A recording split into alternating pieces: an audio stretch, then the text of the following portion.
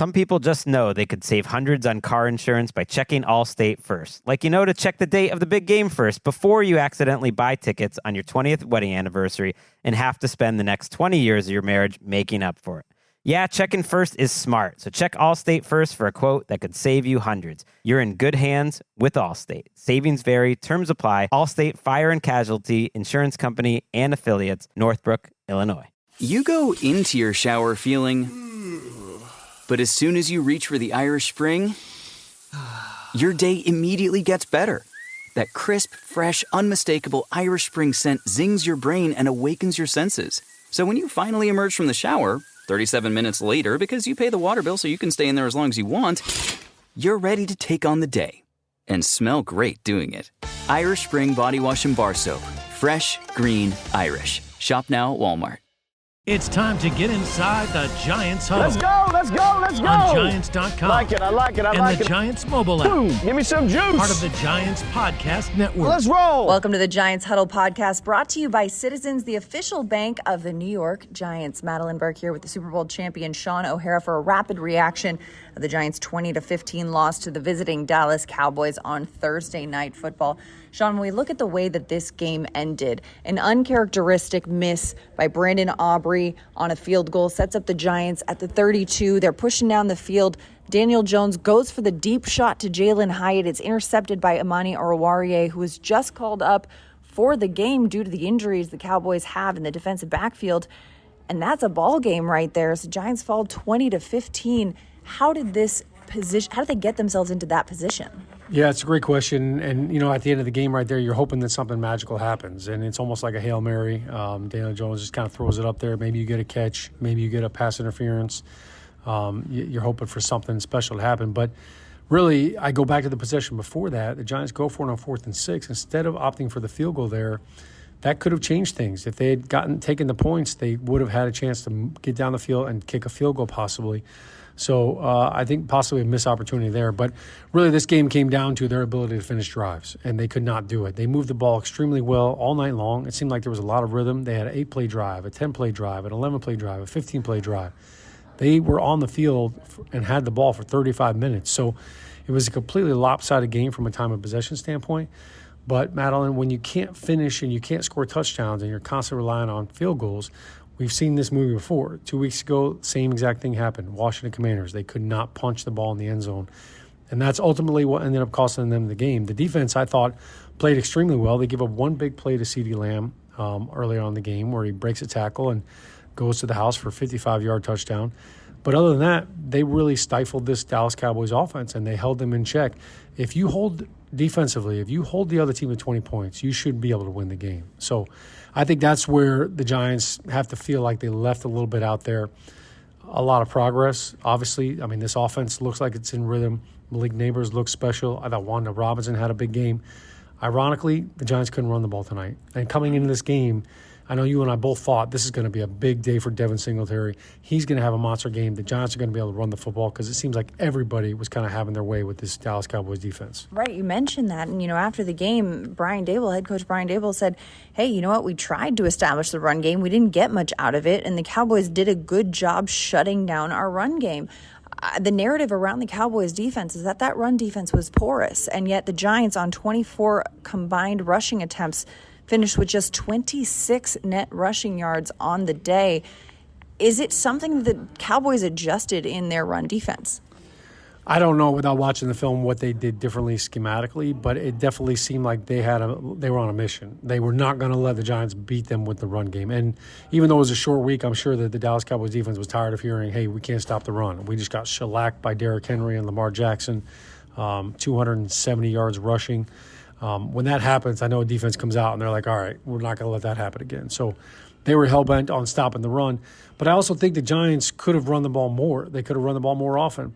And what's challenging with the run game is to stay patient with it, because sometimes the big runs don't happen until the third and fourth quarter. And, when you go in at halftime, the Giants had 29 yards rushing. They ended up with 24 or 25 yards rushing, so negative yards rushing in the second half. I'm not a math major, but that statistically is hard to do. I think the fact that the game was within hand there could have been different ways and different opportunities to get them the ball. We didn't really see any Malik Neighbors jet sweeps. We saw them get him involved early on last week against the Cleveland Browns with some of those jet sweeps and just kind of hit the perimeter. You give credit to the Dallas Cowboys defense, but the run game is always such an interesting aspect of the game because it's not just the offensive line that are responsible for that. The tight ends are involved. The wide receivers are involved. It really becomes an orchestrated occurrence and an orchestrated play. So everybody's got to have their hand in it.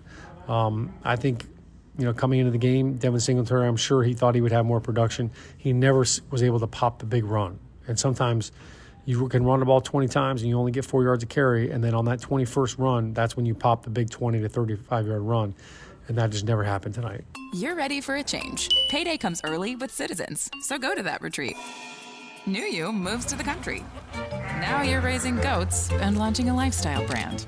Are you ready for all that life brings?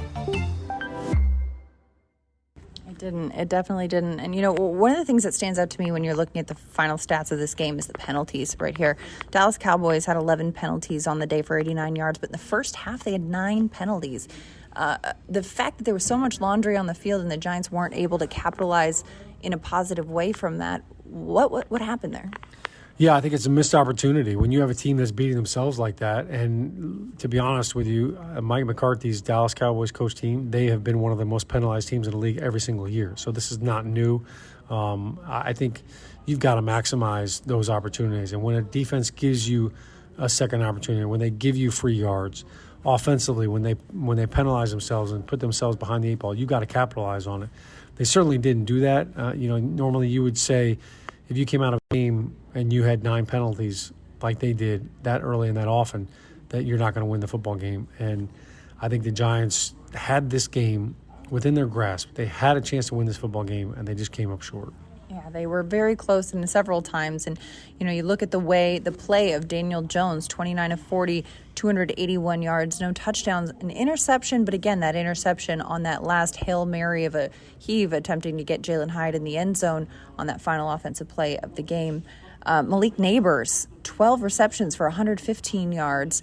He had a great catch on the sideline, 10 toes down, but as he fell to the ground, he hit his head, dropped the ball. He did leave with a concussion. We'll continue to monitor that throughout the week. Of course, a long week. And then defensively, you saw a lot. You come into this game without Drew Phillips, the rookie corner, who's been fantastic so far, without Adoree Jackson, who left last week's game with a calf injury as well. You get Nick McLeod back. You've got some great play from the rookie Tyler Nubin. You get some pressure. Kayvon Thibodeau has a sack on Dak Prescott, a sack for an 8-yard loss that gets them out of field goal range. There were some positives from this defensive play. Yeah, I thought they came out of the gate. They were fired up, and you could tell. And McLeod got in on a very big play. I think the second play of the game, he was in the backfield, big stuff. They were flying all over the field. Micah McFadden had another big game.